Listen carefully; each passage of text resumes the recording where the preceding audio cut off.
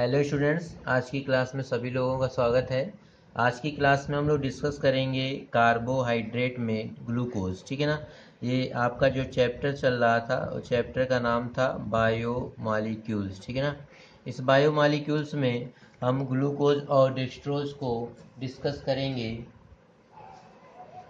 ठीक है, इसी ग्लूकोज और डेक्स्ट्रोज टॉपिक को हम लोग डिस्कस करेंगे कि जो ग्लूकोज होता है और जो डेक्स्ट्रोज होता है वो एक ही होता है। ग्लूकोज का नाम होता है डेक्स्ट्रोज। लिखा हुआ it is a monosaccharide and formula of glucose C6H12O6। 20 to 30% glucose present in grapes. जो अंगूर होते हैं, अंगूर में 20 से 30% ग्लूकोज होता है। इसी वजह से इसे क्या बोलते हैं हम लोग, ग्रेप्स शुगर कहते हैं। That's why glucose is also called grape sugar.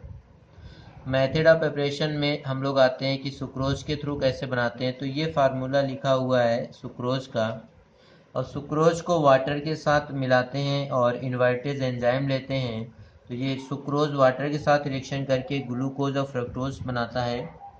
और ये सेम फार्मूला है, ग्लूकोज का फार्मूला होता है C6H12O6 और फ्रक्टोज का भी यही फार्मूला होता है C6H12O6। अंतर इतना होता है कि ग्लूकोज और फ्रक्टोज में इसमें एल्डिहाइड ग्रुप होता है, CHO ग्रुप होता है, और इसमें कीटोनिक ग्रुप होता है।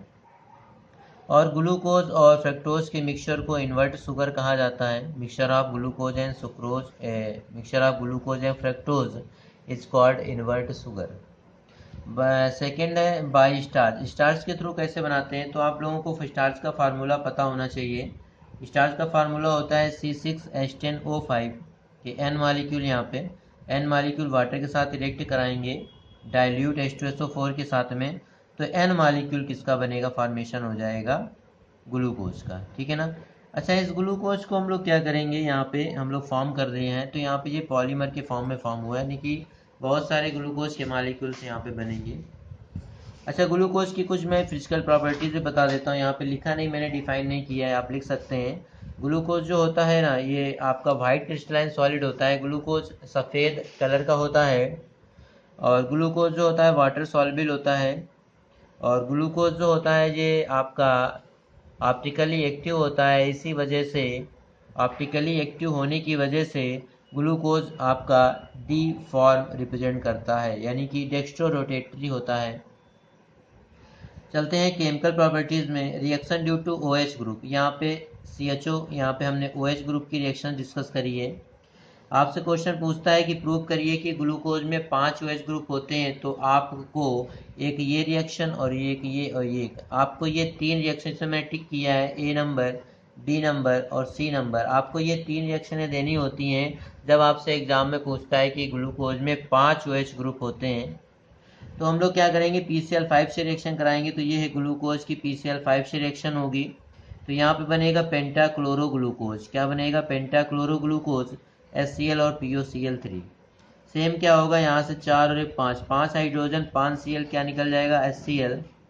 इसी तरीके से 5 फास्फोरस और 5 ऑक्सीजन, ये 4 और 1 5 और 3 यानी 15 क्लोरीन मिलकर POCl3 बनाएंगे। और जो रिमेनिंग हमारे 5 क्लोरीन बचेंगे वो यहाँ ऐड हो जाएंगे, नाम हो जाएगा पेंटाक्लोरोग्लूकोज।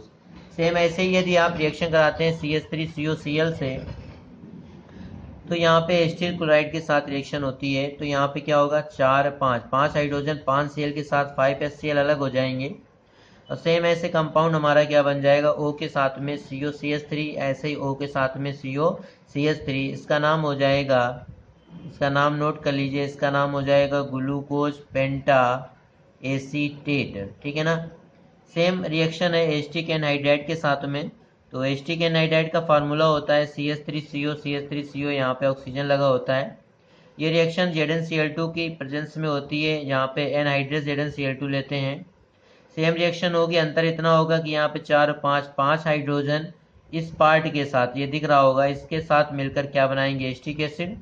और जो बचे हुए 5 पार्ट है ना, उनमें से एक 4 यहाँ पे लग गए और 3 यहाँ पे लग गए, क्योंकि ये पार्ट लगा हुआ है COCH3। सेम इसका नाम हो जाएगा ग्लूकोज पेंटाएसीटेट। अब नेक्स्ट है reaction due to CHO group. तो यहाँ पे हम लोग क्या करेंगे, हाइड्रोजन के साथ रिएक्शन कराएंगे NaHg/HCl के साथ में।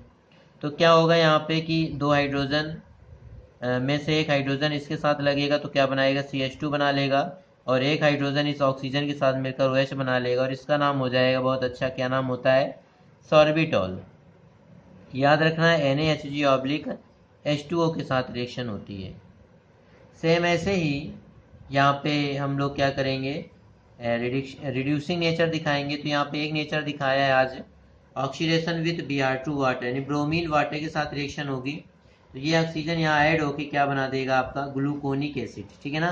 कुछ नहीं करना, एक ऑक्सीजन यहाँ ऐड हो जाएगा, क्या हो जाएगा COOH, क्या बन जाएगा COOH।